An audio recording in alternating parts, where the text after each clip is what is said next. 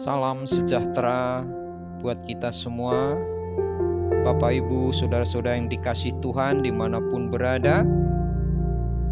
Salam ketemu kembali dalam acara Suara Kebenaran Allah yang didasari oleh Alkitab dengan tema Siapakah Juru Selamat itu? Yesaya 7 ayat 14 mengatakan, sebab itu Tuhan sendirilah yang akan memberikan kepadamu suatu pertanda. Sesungguhnya seorang perempuan muda mengandung dan akan melahirkan seorang anak laki-laki, dan ia akan menamakan dia Immanuel. Immanuel berarti Allah menyertai kita. Sang Juru Selamat adalah Allah sendiri. Matius 1 ayat 18 sampai 23 di sana dikisahkan mengenai janji yang Allah berikan di dalam Kejadian 3 ayat 15 dan Yesaya 7 ayat 14. Seandainya Yesus mempunyai seorang bapak jasmani, Yesus akan lahir sebagai seorang berdosa, sama seperti Bapak, Ibu, dan saya. Apakah yang akan saudara ketahui mengenai Yesus Kristus? Ketika Yesus anak Allah hidup di bumi dalam rupa seorang manusia, ia dicobai dalam segala cara, sama seperti yang kita hadapi. Namun ia tidak berdosa. Yesus datang untuk menyerahkan hidupnya bagi semua orang. Dan Yesus membuktikan bahwa dirinya adalah juru selamat yang dijanjikan dengan banyak cara. Yesus memberitahu bahwa ia akan menderita banyak hal, ditolak oleh para pemimpin agama, dibunuh, lalu dibangkitkan dari kematian pada hari yang ketiga sebelum semuanya itu terjadi. Mereka yang menderita berbagai macam penyakit dibawanya kepada Yesus, dan Yesus menyembuhkan mereka semua. Yesus menyembuhkan seorang laki-laki yang sudah lumpuh selama 38 tahun. Seorang laki-laki yang penuh dengan kusta melihat Yesus dan tersungkur di depan Yesus dan berkata, "Tuan, jika Tuan mau, Tuan dapat mentahirkan aku." Lalu Yesus menjamah dia dan berkata, "Aku mau, jadilah engkau tahir." Seketika itu juga tahirlah orang itu daripada kustanya. Dan Yesus memberi penglihatan kepada banyak orang yang buta sejak lahir. Kemasurannya tersebar di mana-mana. Dan orang banyak datang untuk mendengar ajarannya. Ratusan orang mengikut Yesus. Yesus membangkitkan orang-orang mati. Yesus dengan suara nyaring berseru, "Lazarus, keluar!" Dan ia yang tadinya mati keluar. Yesus Kristus berkata bahwa ia dapat mengampuni dosa. Hanya Allah yang dapat melakukan hal tersebut. Yesus berkuasa atas semua roh. Semua roh menuruti perintahnya.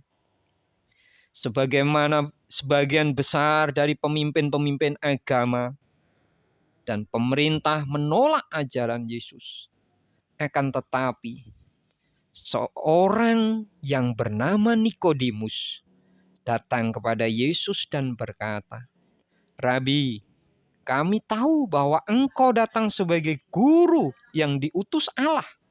Sebab tidak ada seorang pun yang dapat mengadakan tanda-tanda yang engkau adakan itu, jika Allah tidak menyertainya."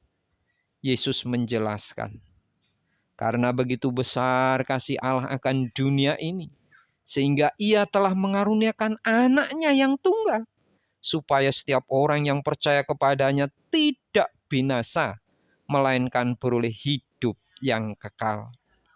Tak lama kemudian Nikodemus menjadi murid Kristus. Nikodemus mengerti pengajaran Yesus, dan Nikodemus percaya kepada Yesus. Dengan penuh kuasa Yesus mengajar. Ia pergi ke bait Allah dan mengusir mereka yang hanya ingin mencari keuntungan dari agama. Yesus berkata kepada mereka, "Ada tertulis, rumahku akan disebut rumah doa, tetapi kamu menjadikannya sarang penyamun." Dan Yesus mengajar, apa gunanya seorang memperoleh seluruh dunia, tetapi kehilangan nyawanya. Bapak, Ibu, Saudara-saudara dikasih Tuhan. Yesus berkata, "Akulah pintu. Barang siapa masuk melalui aku, ia akan selamat. Akulah gembala yang baik. Gembala yang baik memberikan nyawanya bagi domba-dombanya. Aku memberikan hidup yang kekal kepada mereka, dan mereka pasti tidak akan binasa." Setelah 3 tahun mengajar, Yesus tahu bahwa waktunya sudah tiba untuk mati bagi dosa manusia. Yesus berkata kepada murid-muridnya, "Jangan gelisah hatimu, di rumah Bapa-Ku banyak tempat tinggal. Aku pergi ke situ dan telah menyediakan tempat bagimu. Aku datang dan membawa kamu ke tempatku, supaya di tempat di mana aku berada, kamu pun berada." Setelah perjamuan malam yang terakhir, Yudas datang bersama serombongan orang yang bersenjata dari imam-imam dan menyalami Yesus dengan ciuman khianat.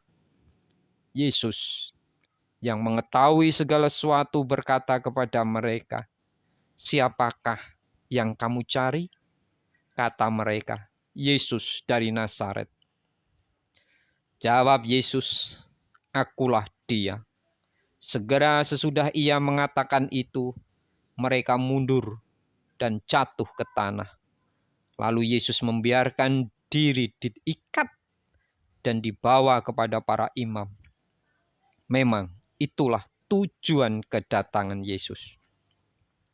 Segera sesudah hari siang, para pemimpin agama menghadapkannya dengan Pilatus, wali negeri, dan menuduhnya dengan berkata, "Telah kedapatan oleh kami bahwa orang ini menyesatkan bangsa kami, dan tentang dirinya ia mengatakan bahwa ia adalah Kristus, yaitu Raja."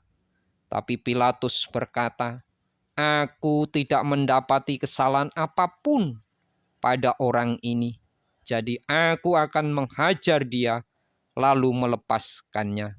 Tetapi mereka serentak berteriak, "Salibkan dia, salibkan dia." Dan untuk ketiga kalinya Pilatus berkata kepada mereka, "Kejahatan apa yang sebenarnya yang telah dilakukan orang ini? Tidak ada suatu kesalahan pun yang kudapati padanya yang setimpal dengan hukuman mati.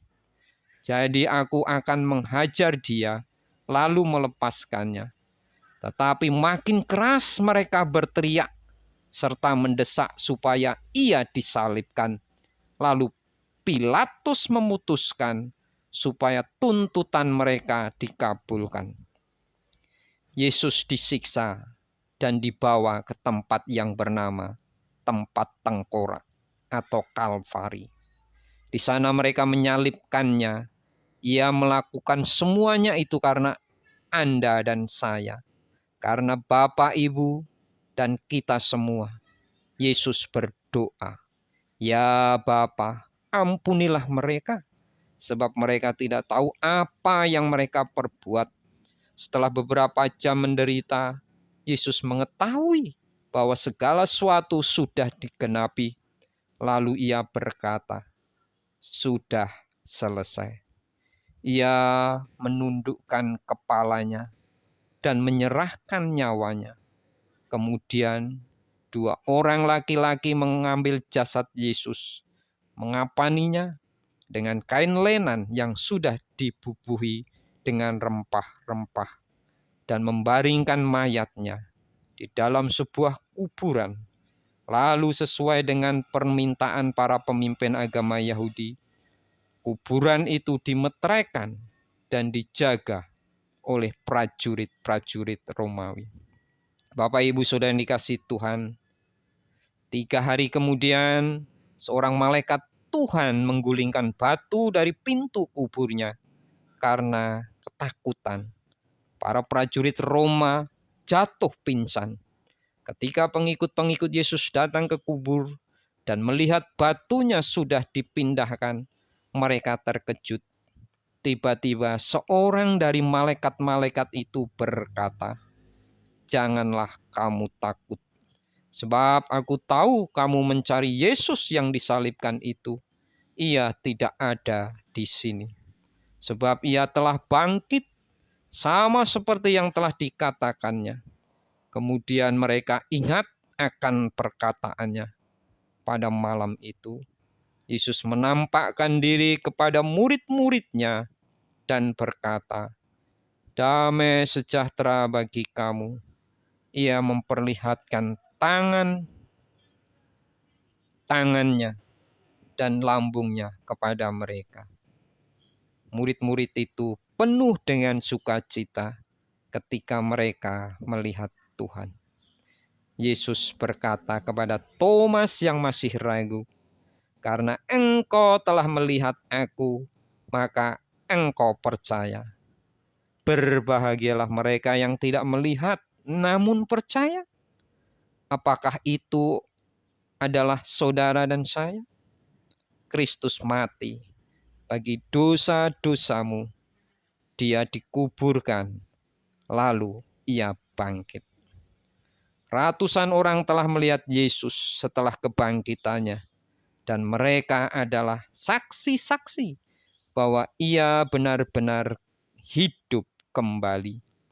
Yesus memerintahkan murid-muridnya, "Pergilah ke seluruh dunia, memberitakan Injil, kabar baik keselamatan."